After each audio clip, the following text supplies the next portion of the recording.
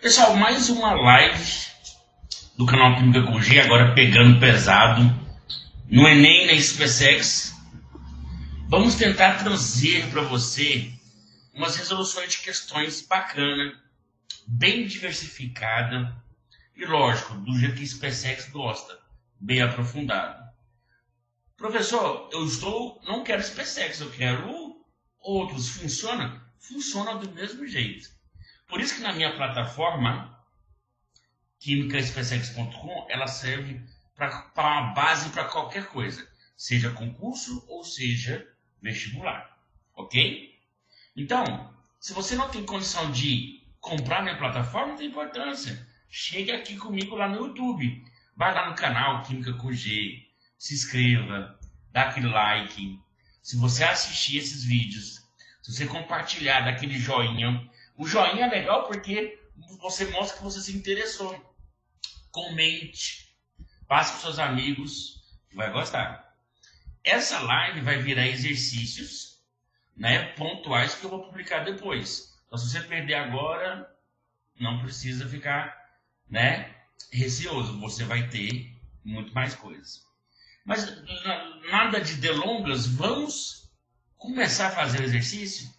Essa questão, né, que caiu em 2020, eu estou resolvendo a prova de 2020, é sobre modelos atômicos. E é importantíssimo você saber modelos atômicos. Por quê? Porque é a base da química, é a base de você entender a química. Eles gostam de cobrar exatamente para poder derrubar você. Porque como é uma coisa abstrata, é uma coisa que foge do seu raciocínio lógico, é onde que ele te pega em algumas teorias bestas. Mas vamos entender. Vamos ler a questão primeiro? Em épocas distintas, os cientistas Dalton, Rutherford e Bohr, ó, que legal, ele só enfatizou 3, propuseram cada um os seus modelos atômicos. Algumas características desses modelos são apresentadas na tabela a seguir. Primeira coisa é uma curiosidade que você tem que saber. Quando eu falo modelos atômicos, são modelos baseados, né, no empirismo, na experiência. Né? Ou seja, fizeram experiência, ou seja, fizeram comprovações na época que elucidaram tal comportamento, tal teoria. Por exemplo, na Grécia Antiga, Leucipo e Demócrito, que foram 2 gregos, que deu a ideia do átomo, onde definiu até a palavra átomo, que até hoje existe, né? Hoje a gente chama de átomo, e não mudou, mesmo que a palavra seja errônea, porque átomo significa que é algo que não se divide mais. A gente sabe que o átomo ele é extremamente divisível. Nós temos aí a bomba atômica, por exemplo, a provar que o átomo realmente é divisível. Só que eles não fizeram baseado em experiência, baseado em metodologia científica, em métodos matemáticos. Não. Eles deram uma ideia filosófica. Por isso que não ficou com o modelo atômico. Ficou uma ideia bem caracterizada pela tecnologia na época que não era nenhuma. Agora, quando eu tenho Dalton, quando eu tenho Rutherford, principalmente Rutherford e Bohr, que ele vem do século XX, 1900, nós estamos em 1905, 1910, Rutherford, Bohr, né? Eles coexistiram na mesma época. Dalton não, Dalton no século XVIII, né? 17, 18. Já Rutherford e Bohr, século XX, eles coexistiram, eles se conheceram. Um estudou no laboratório do outro, um foi meio que professor do outro. Agora vamos tirar a curiosidade e vamos fazer. 1. Átomo contém espaços vazios. No centro do átomo existe um núcleo muito pequeno e denso. O núcleo do átomo tem carga positiva e para equilíbrio das cargas existem elétrons ao redor do núcleo. Isso é muito legal porque a gente está falando do que, pessoal? A gente está falando do modelo de Rutherford, né? Que é muito legal, então a gente vai trabalhar um pouco o modelo de Rutherford aqui. Primeiro, Rutherford ele foi agraciado com o desenvolvimento da radioatividade, descoberta por Becquerel, aprofundada pela família Curie, Marie Pierre Curie, e ele teve nas suas mãos partículas alfa, que são partículas menores que o átomo, que é o que poderia atravessar o átomo. porque afinal são menores. E foi assim que ele fez. Ele pegou uma amostra onde liberou partículas alfa, né? Tá aqui, partículas alfa. E começou a bombardear uma lâmina de ouro. Ouro por quê? Porque o ouro ele é pouco reativo, gente. Se você bombardeia por outros metais, ou pode ocorrer uma reação química. E a experiência não seria tão eficaz. Então começou a bombardear. O que ele esperava? Vamos trabalhar aqui? O que o Rutherford esperava? Pira aqui, ó. Ele esperava. Primeiro, ele tinha, Rutherford, a ideia de Dalton e Thomson. Ele tinha a ideia desses dois. O que os dois, na verdade, eles falaram praticamente a mesma coisa. Só que o Thomson falou da natureza elétrica. Vamos colocar aqui. A diferença entre Dalton e Thomson é porque o Thomson ele falou da natureza elétrica, né? Que é o famoso que pudim de passas. O átomo é uma esfera positiva incrustada, recheada, entre aspas, com cargas negativas. E Dalton é uma esfera maciça, indivisível, indestrutível, né? E ele não falou de carga elétrica. Mas a ideia dos dois é a mesma coisa. São esferas, são maciças, que não se dividem, que não se destroem. Beleza? Então, olha aqui o show, olha aqui o show. O que o Rutherford esperava? Que quando, vamos colocar aqui a lâmina de ouro aqui, ó. Ouro. Famoso alfa. Quando eu tenho uma amostra alfa e começou a bombardear aqui, ele esperava, lógico, que ou praticamente todas ou todas as radiações voltassem. Lógico. Por quê? Porque o átomo é uma esfera maciça que não tem espaço. Não existe espaço vazio para atravessar. Onde pega aqui ia voltar. Mas não foi assim que aconteceu. Ele observou que poucos voltavam e a maioria atravessou. Aí ele, opa, peraí. A maioria atravessou? Então, nesse momento, o modelo de Dalton cai por terra, de Thomson cai por terra, e o Rutherford começa a trabalhar mais nesse sentido. Ele começa a verificar. E ele percebeu que, por que a maioria atravessava? Qual que é a conclusão óbvia? Peraí, se a maioria atravessa, então quer dizer que o átomo ele tem muito mais espaço vazio do que preenchido. Esse espaço vazio, ele tinha que ser um espaço extremamente grande a ponto de deixar atravessar a maioria da radiação alfa. Esse espaço vazio, ele chamou de eletrosfera. Lógico, onde ficaria em tese os elétrons. E um espaço extremamente pequeno, denso, onde era o espaço preenchido, que na verdade Dalton e Thomson achavam que o átomo todo era essa parte pequena, que ele chamou de núcleo. Para Dalton e para Thomson, o núcleo do Rutherford era o átomo inteiro. E Rutherford percebeu da experiência, não, que o núcleo ele é um espaço pequeno. Ó, vamos fazer aqui uma comparação, tanto que é legal. O núcleo de um átomo, vamos desenhar aqui o átomo de Rutherford. O átomo de Rutherford é o mais famoso que tem, ele é o mais bonitinho. Porque se você colocar lá no Google Imagens, você vai colocar átomo, vai cair a maioria assim, ó. Então ele vem aqui e você tem essas órbitas elípticas aqui, que a gente sabe que hoje não é mais esse átomo, mas, querendo ou não, ele é bonitinho. E apesar que o meu saiu horroroso, né?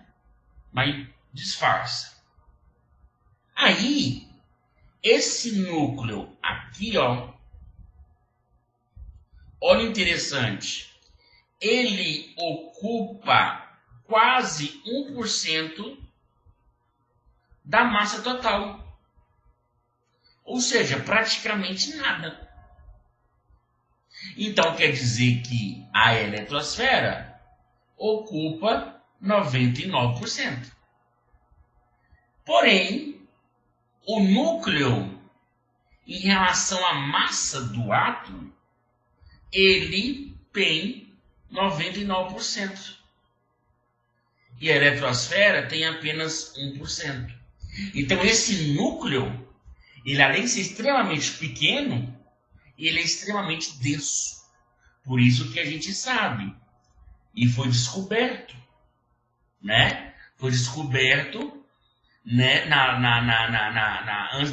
entre a Primeira e a Segunda Guerra Mundial, que se você romper esse núcleo, de tão denso que ele tem, ele libera uma energia fantástica, que é a bomba atômica, que é a fissão, né? Que é uma tecnologia que a gente chama de fissão nuclear, ok? Então, é fácil entender Rutherford. Se a maioria passava, é porque o átomo tinha mais espaço preenchido do que, mais espaço vazio do que preenchido. Até porque, pessoal, matematicamente, é possível você atravessar uma parede. Se eu pudesse pegar todos esses espaços vazios e colocasse numa região só, eu poderia atravessar a parede. Para você ter uma ideia que realmente a maioria do espaço o núcleo do átomo é vazio. Então, beleza, fechou. Então já vou colocar aqui, ó. Esse é do Rutherford. Grande Rutherford. 2. Isso aqui é fácil. Átomos maciços indivisíveis, né? Ele não falou da carga elétrica, porque se ele fala, né? E veio o Dalton falando, o primeiro modelo atômico é do Dalton. Vou colocar aqui, ó, o primeiro modelo. E o Rutherford é o terceiro modelo. 2 é do Thomson. E esse aqui é lógico, se você é esperto, já sabe que é Bohr, porque eles só relacionam 3, né? Então tá de boa. Beleza? Elétrons, movimentos em órbitas circulares, não são elípticas mais. Porque o Bohr vem consertar algumas coisas que o Rutherford não conseguiu explicar. Rutherford foi agraciado pela radioatividade. E o Bohr foi agraciado pela quântica. Então a quântica deu oportunidade, deu poder para ele de desenvolver várias ideias, né? Vários postulados. Lembra que postulado é uma ideia onde, vamos supor que é uma verdade que eu não consigo provar, mas eu sei que existe através de métodos indiretos. Então, elétrons movimentos em órbitas circulares em todo o núcleo atômico central. A energia do elétron é a soma da energia cinética do movimento e da sua posição. Então, a energia aqui, ó, a energia é a soma da energia cinética mais a sua energia potencial, tá? Essa energia não pode ter um valor qualquer, mas apenas valores que sejam múltiplos de um quantum ou de um fóton.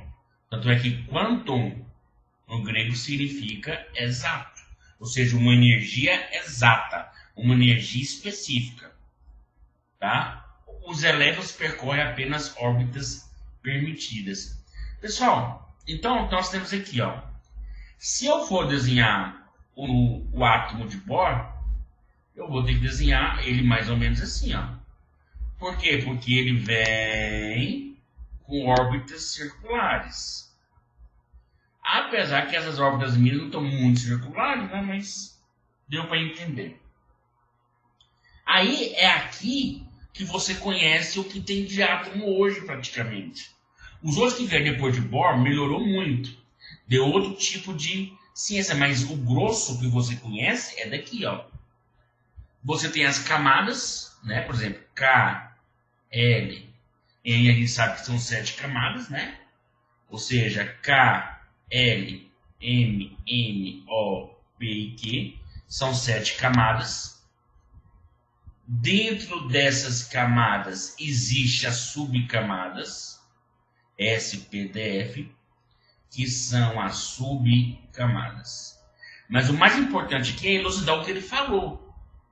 O que ele falou?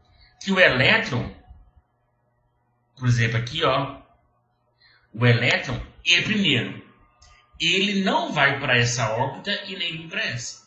Ele não vai. Por quê? Porque aqui existe uma tal de energia conservativa. Ou seja, ele se movimenta dentro dessa órbita sem gastar energia. Ali é onde existe o equilíbrio, onde a soma das forças vale zero, é nulo. Então não tem um porquê dele ir para outra órbita, a não ser que ele seja forçado. Vamos fazer uma analogia bem bacana aqui, ó. Você tem o planeta Terra. A gente sabe que a gravidade ela não influencia só no planeta Terra, ela consegue ir um pouco além do planeta Terra. Vamos supor que no máximo aqui, ó. Então deixa eu fazer esse tracejado aqui, que ele não existe, ele é imaginário. Então vamos supor que até nesse ponto aqui, ó, a gravidade surge efeito. A partir daqui não. Então, ou seja, aqui, ó, nessa linha é o limite. Então eu posso falar que aqui, ó, vem de uma energia conservativa. Então quando eu jogo um satélite e ele fica aqui, ó, fazendo essa volta, ele não gasta energia.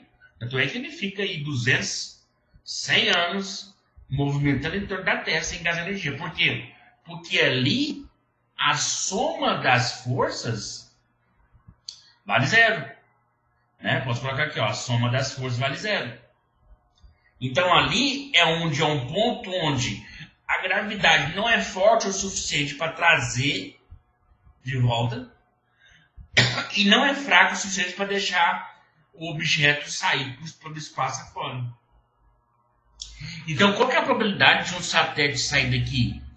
Desde que não tenha uma força externa, nenhuma, ele não vai sair. É a mesma analogia que tem no átomo, certo? Só que aí que vem o interessante. Então quer dizer que esse elétron ele pode vir para cá, para essa órbita? Pode, ele pode. Desde que eu forneça energia para ele. Só que essa energia não é qualquer energia. Eu tenho que fornecer na base do quantum.